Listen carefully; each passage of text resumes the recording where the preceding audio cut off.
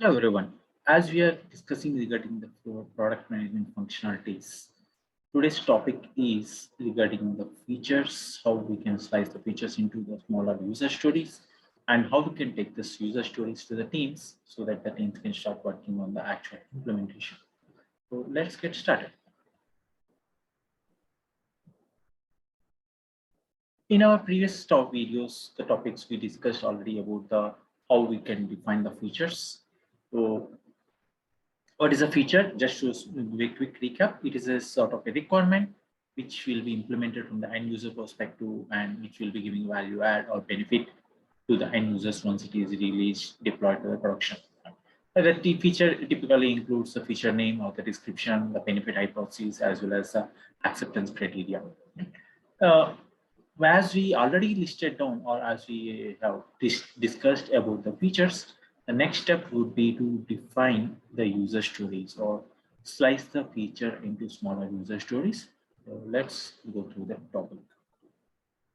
So this is the reference feature which we're talking about, activating the account for the new user registration as part of online shopping app. So the feature benefit hypothesis as well as feature acceptance criteria is defined. So the next step is to need to go through the user stories. What is a user story? Feature is like a high-level requirement which we have to be implementing for the benefit of the end users, the customers who are about to make use of our application. Oh, the user story is like a smaller functionality which can be implemented from the end user perspective. So it is like a subset of the feature which we are about to, which we are planning to implement.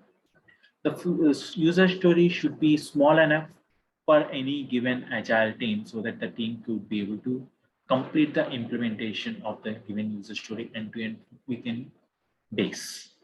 As we all know that a majority of the cases, the sprint common timelines suggested or the recommended common timelines is 1 to 4 weeks from the Scrum Guide perspective, whereas majority of the cases, majority of the Scrum teams could be choosing 2 weeks as a sprint cadence. For that reason, we need to ensure the user story is small enough so that the story can be completed within days within the given sprint itself.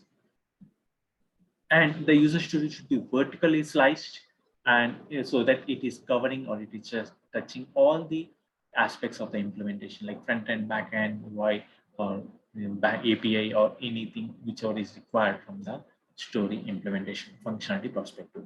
It should be like a slice of a cake where we get each and every layer, including the frosting, and it should not be like a slice of a pizza. Right. So we need to make sure like it's the user story when you're slicing down from the feature, it should look like a cake slice, touching all the aspects, all the components of the implementation project. The recommended format for the user story is like as a user. So here we are bringing the end user perspective, and that's the reason it is called as a user story. Right. So I followed by I want to do the activity. What is the activity the end user is about to or end user is planning to do using our app, using our product, using our solution, the application, so that what is the benefit, what is the business value the end user would be getting once it is deployed, once it is implemented, once it is released to the production.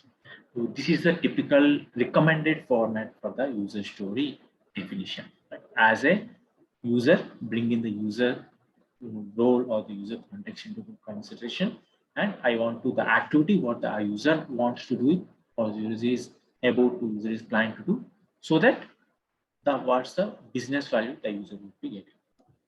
A reference story to as a newly registered customer. So here our feature which we are referring is a activating the new registered customer. Right. So from that perspective, we define that as a newly registered customer, I want to receive an OTP on my registered email address. Right? So what is that the activity or the action the user is trying to do here?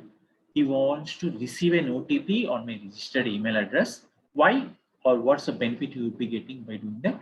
So that I can authenticate my profile and complete successful registration. Right. So this is how the user story should be defined from the end user perspective. Right? Many of the cases, a common anti-pattern which is observed from the team's implementation perspective is they might be following the format, but they might be taking in a different perspective altogether. Right. So, as a small example, like as a developer, I want to implement this functionality so that the feature will be ready for implementation. As a tester, I want to test this user story so that I will be giving a sign off for the validation.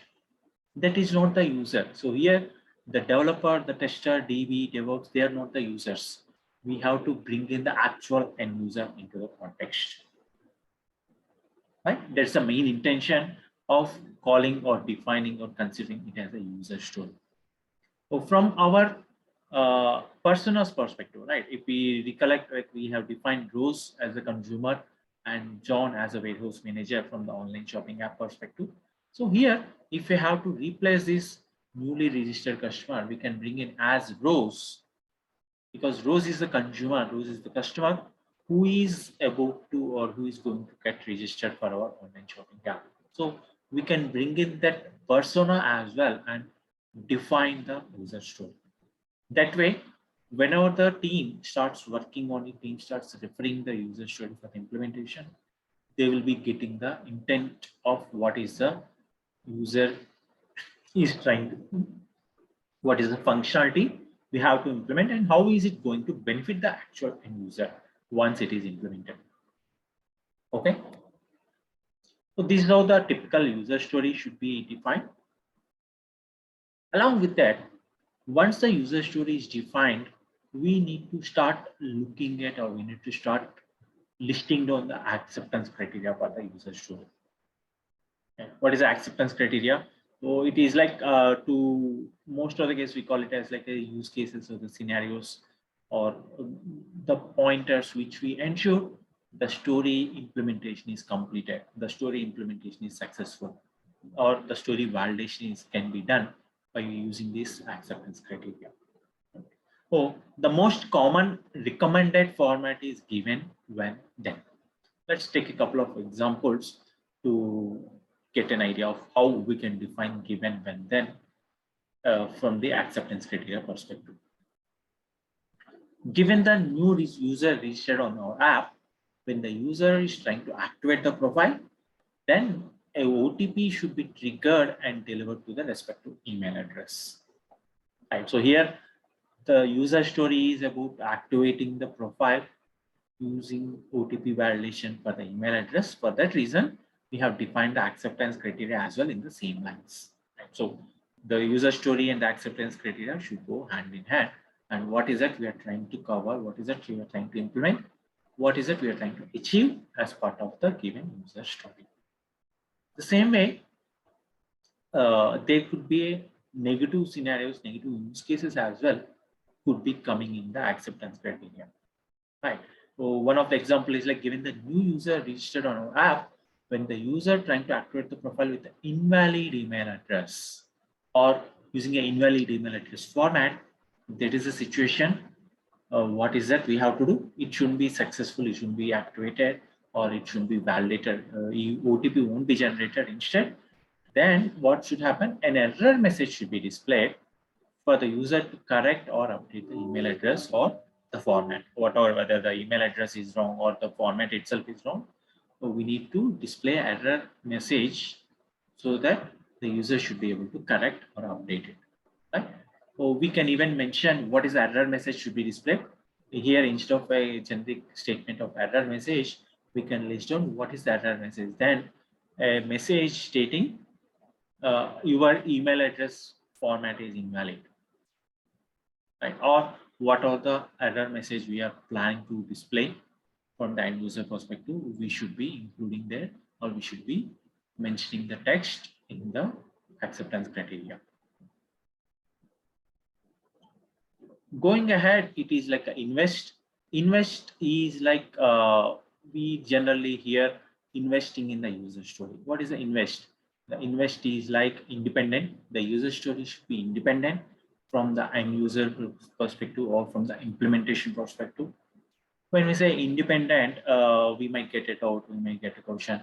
Why or how the user story will be independent? There will be definitely the connectivity, then definitely the linking, definitely the upstream, downstream dependencies coming up from the implementation. Right. So how we can say the user story is independent? Which means the user story, just now we defined a user story for generating a UTP for email address validation. Okay. So that is the independent user story which we are trying to mention here. We are not saying that once we start generating the OTP, that's when we shouldn't start capturing the email address, or we shouldn't check for who is the user we are trying to authenticate or validate. That step or the detail should be already taken care. Right? Then negotiable. Coming to the negotiable, what is the scope of the user story? Right? And why the user story is important, or when the user story should be implemented from the prioritization perspective, or whether it is even required to be implemented or not. Right. So we know that during the prioritization, we have all the list of, we'll be having all the list of user stories, and we need to prioritize which user story should go first, which should go second, or whether the user story itself is required from the implementation or not. Right? Oh, that is what we are calling it as a negotiable. The scope or the user story itself should be negotiable, so that we will be able to discuss, we will be able to get the clarifications or any information, any additional inputs required, and accordingly we'll be planning the implementation. The next V stands for valuable. Whenever we are calling it as a user story, which means we are trying to deliver some value to the end user once it is implemented, right? Which means we should be able to list down what is the value, what's the benefit, what is the advantage, or what is the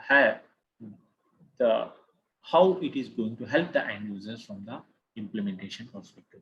That is what V as valuable stands for.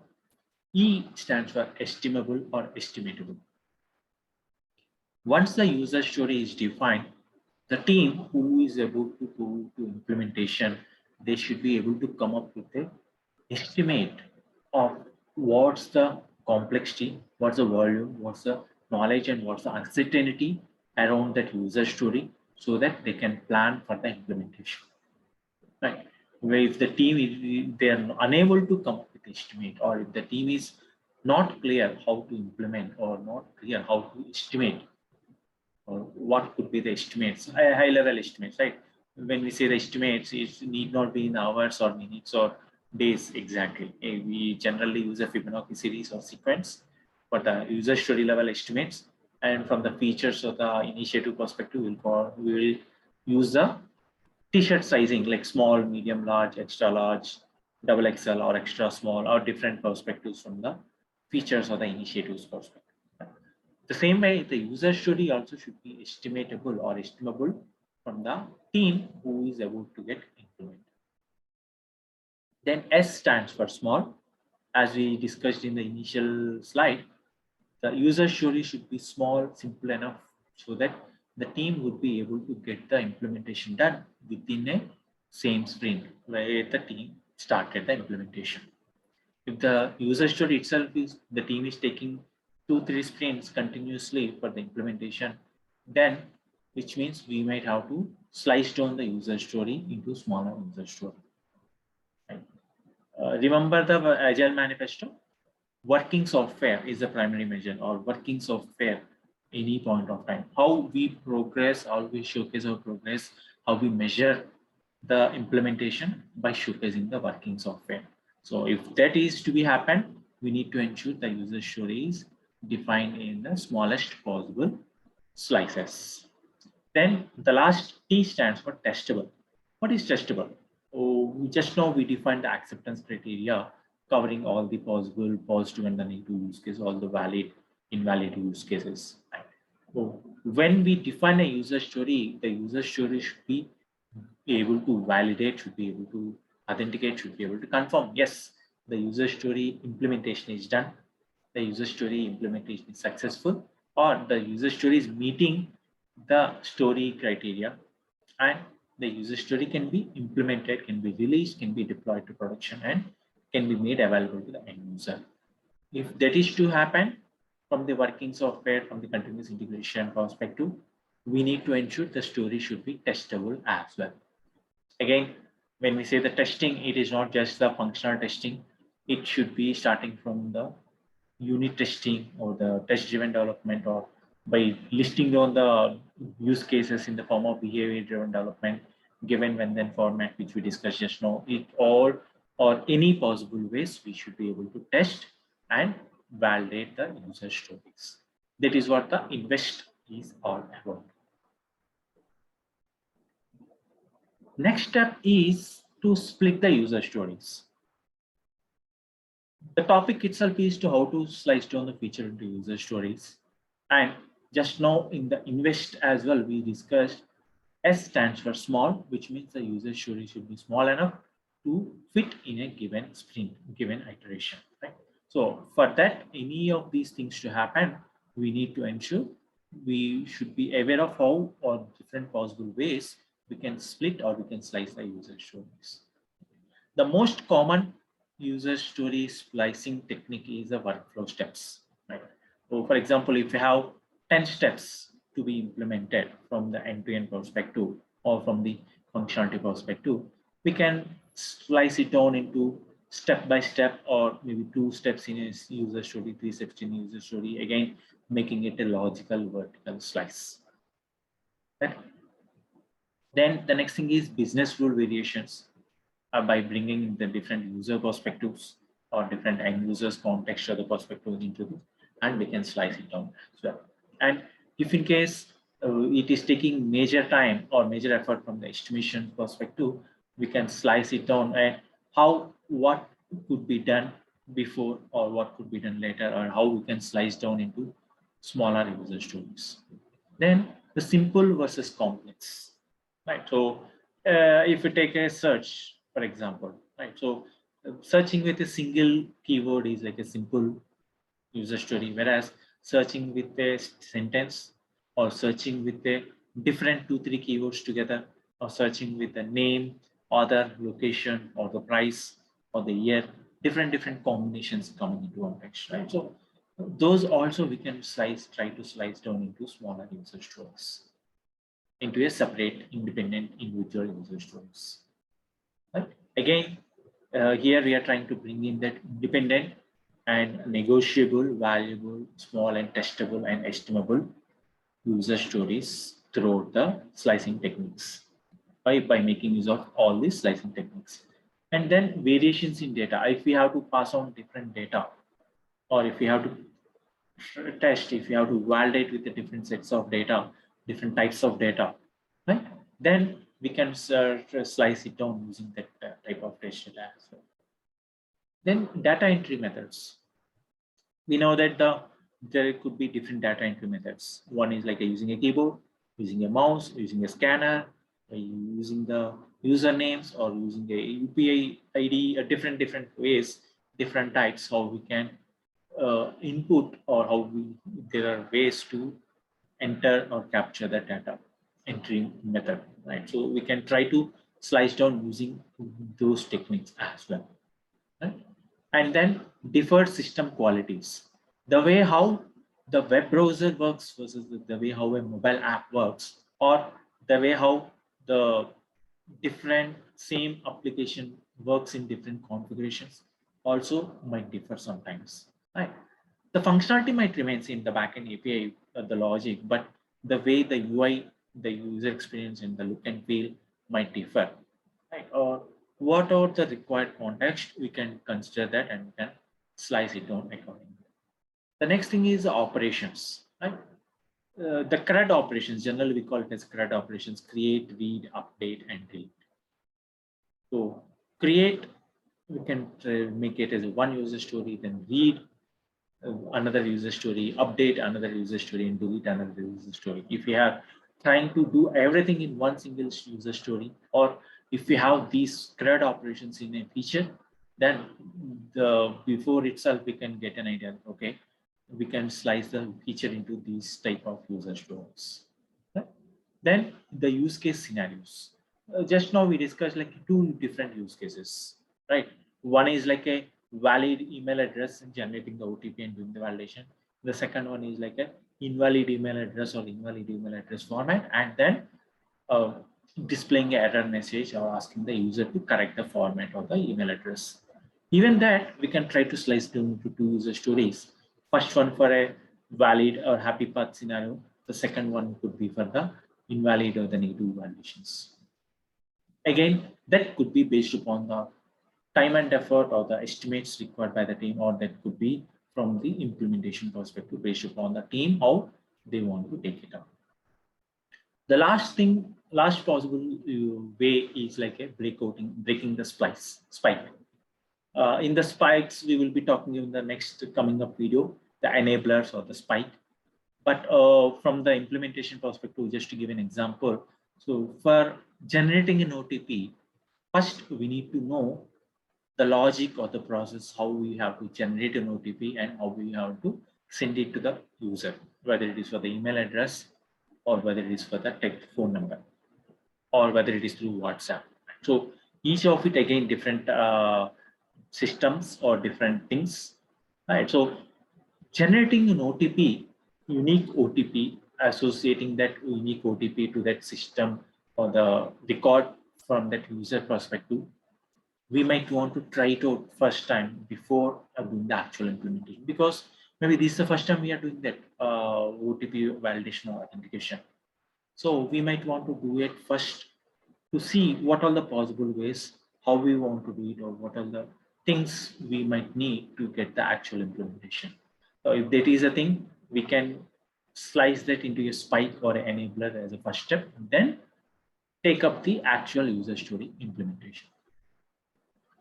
Okay, so this way, again, we are bringing in the negotiable, valuable, estimable, or independent, each and every process, each and every acronym, or each and every definition of invest acronym or invest technique into the way of defining the user stories.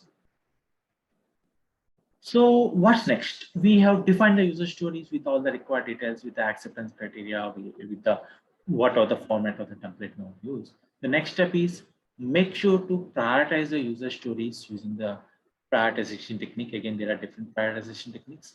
You can pick and choose whatever the relevant associated prioritization technique from your context perspective and make use of that and prioritize it, and then plan the user stories implementation into appropriate sprints based upon the release plan, and start with the implementation as per the plan as well.